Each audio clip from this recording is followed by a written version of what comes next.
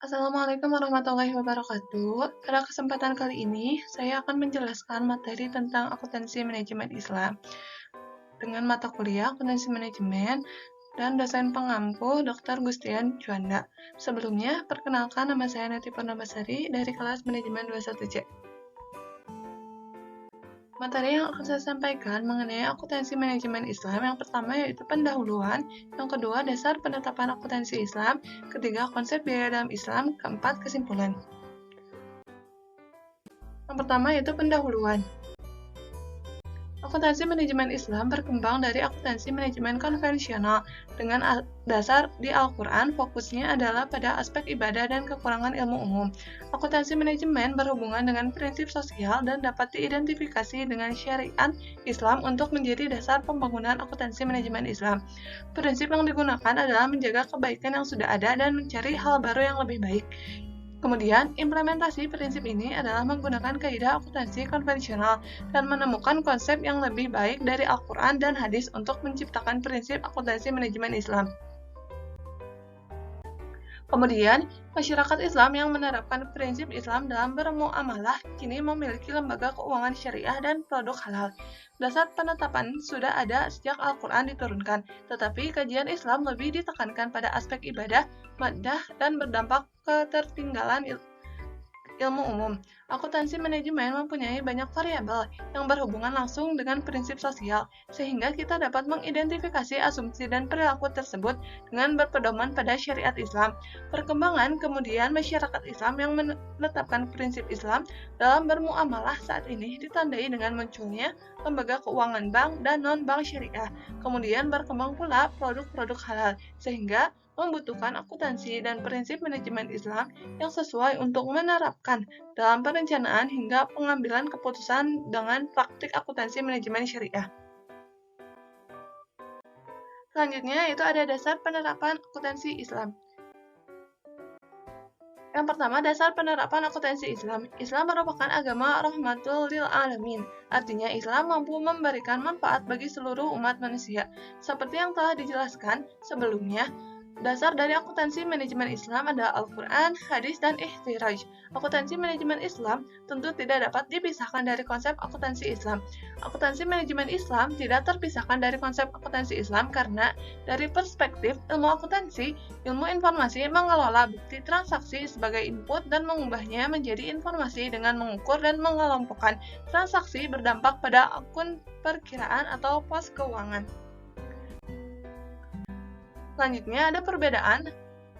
Akuntansi manajemen tidak terikat pada aturan pihak eksternal, aturan yang dibuat oleh Ikatan Akuntan Indonesia dalam pembuatan pelaporan keuangan.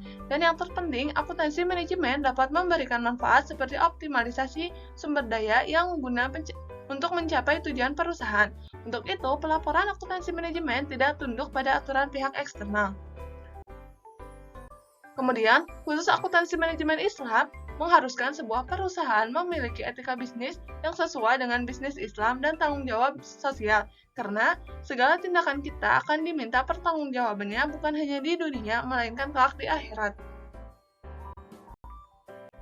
Kemudian, ada beberapa ayat Al-Quran yang dapat dijadikan pedoman akuntansi manajemen Islam, antara lain yang pertama yaitu surat Al-Baqarah ayat 282.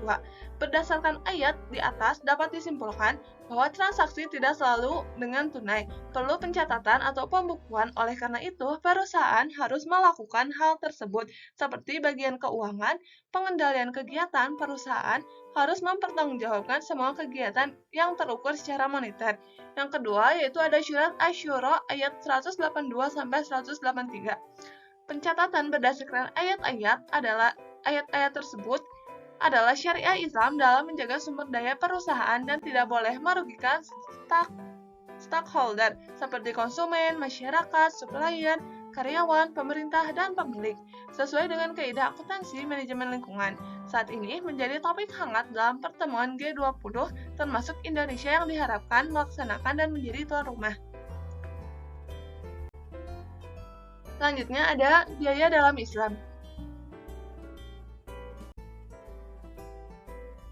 Konsep biaya dalam Islam. Prinsip ajaran Islam tentang pemanfaatan sumber daya adalah dengan keadilan dan menghindari eksploitasi. Seorang pengusaha berusaha meminimalkan biaya agar mendapatkan keuntungan. Biaya dalam Islam harus memperhatikan konsep halal dan haram. Akuntansi manajemen Islam menitik beratkan pada sumber pembiayaan dalam memproduksi barang maupun jasa. Harus jelas memproduksi barang maupun jasa agar halal dan biaya asal biayanya juga jelas. Modal penting dalam konsep biaya Islam dan bisa berasal dari pinjaman jangka pendek atau panjang. Islam tak melarang hutang, tetapi Islam juga tidak menganjurkan hutang. Rasulullah Shallallahu Alaihi Wasallam tidak mensolatkan seseorang yang meninggal belum melunasi hutangnya. Maka kita harus hindari hutang agar tidak mengandung unsur masyir, gharar, dan riba dalam bermuamalah. Seorang muslim harus menghindari aktivitas yang mengandung ketidakjelasan, penipuan atau masyir, dan transaksi riba atau bunga. Pengeluaran dalam konsep akuntansi manajemen Islam hanya biaya yang sesuai dengan syariat Islam, sehingga biaya yang tidak sesuai syariat Islam tidak dapat diakui seperti yang pertama yaitu pembelian barang haram. Pembelian barang haram harus dihindari karena semua aktivitas usaha dalam Islam dinilai halal haramnya, bukan hanya faktor ekonomi saja yang menjadi dasar keberlangsungan kegiatan usaha. Yang kedua yaitu biaya suap. Biaya suap atau dikenal dengan risyuah tidak diakui dalam Islam. Mengapa? Karena jelas diharamkan dan Rasul melaknat orang yang menerima dan memberi suap. Kemudian, adapun yang ketiga infak, sedekah, dan wakaf. Pengeluaran yang berkaitan dengan infak, sedekah, dan wakaf bukan diakui sebagai biaya, tetapi diakui sebagai investasi untuk bekal di akhirat. Yang kedua, ada pembayaran bunga bank. Pengeluaran untuk membayar bunga bank tidak diakui sebagai biaya dalam Islam.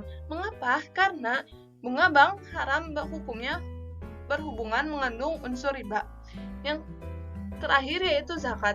Zakat merupakan pengeluaran wajib yang dilakukan saat usaha mendapatkan keuntungan di atas nisab dan masih haul, sehingga mengurangi keuntungan usaha. Pemerintah Indonesia mengakui zakat sebagai pengurangan penghasilan bruto yang berpengaruh pada pengurangan pajak penghasilan kegiatan usaha. Dalam konsep Islam, mengajarkan bahwa harta memiliki hak orang lain, sehingga pembayaran zakat merupakan pengembalian hak milik orang lain dan instrumen pemerataan pendapatan.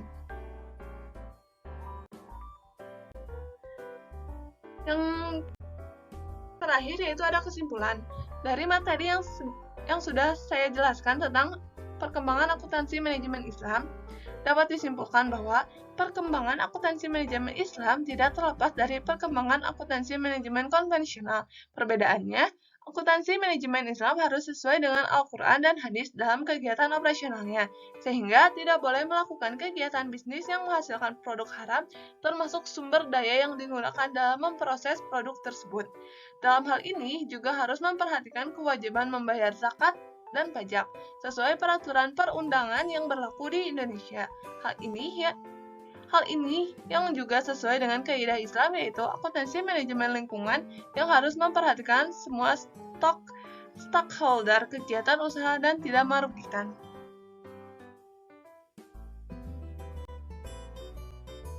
Cukup sekian materi yang dapat saya sampaikan. Mohon maaf bila ada salah-salah kata. Wassalamualaikum warahmatullahi wabarakatuh.